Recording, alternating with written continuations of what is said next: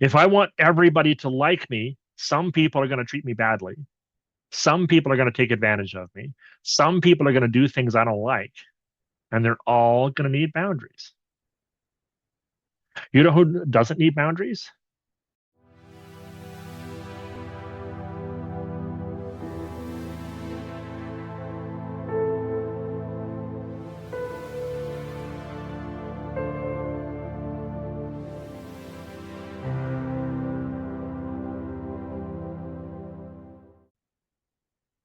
How we build relationships in the first place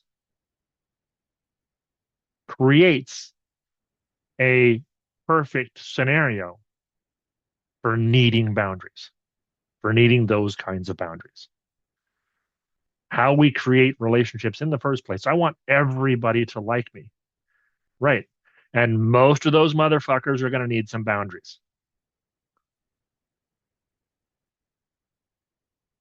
Right.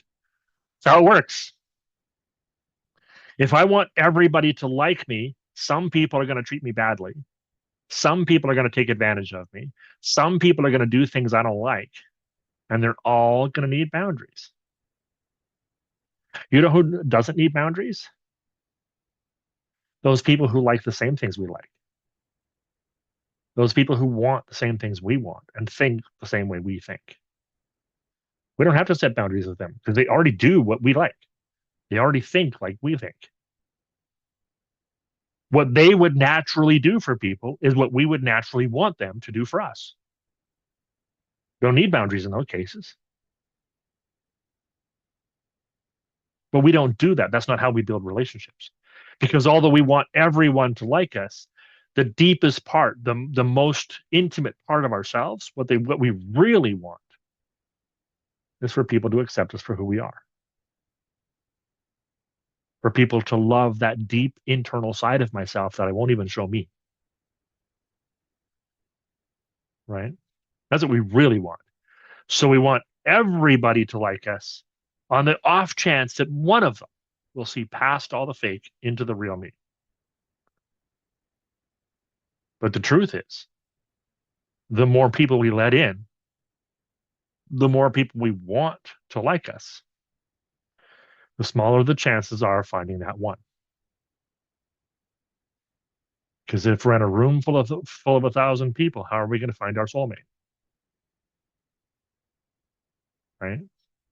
How we find our soulmate is by kicking out 900 of those people and telling 90 of the rest that maybe we'll just be friends. So that all you have left is a few to pick from. And now you can look them straight in the eye and see which one it is. Right? How we do that is by not wanting everybody to like us. Well, this isn't new, though, you say. I've heard this before. We don't need everybody to like us. Great. Now I'm lonely. Now I'm rejected. Now I'm alone in my house, in my 7,000 square foot house. I'm alone that I bought so that I could have a wife and kids, or a husband and some children, or a family, or I could bring my friends over, entertain, host, and there's nobody here but me. That's actually a client's lived experience. It's real life,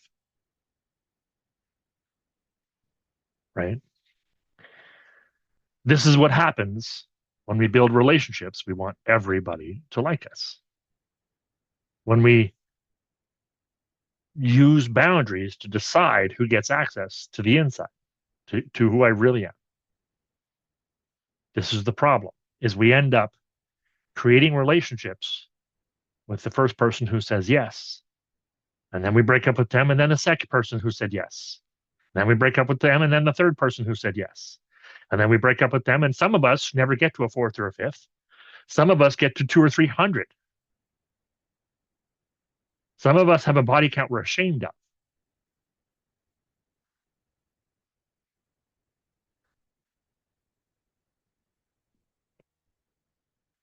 Exactly, right? Ask me if I've had experience with this stuff.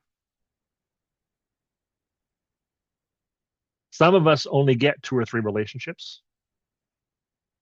because we let everybody in, but nobody actually wants it. Some of us have dozens of relationships, some of which we might not even call relationships, some of which are so short we might not even call them a one night stand.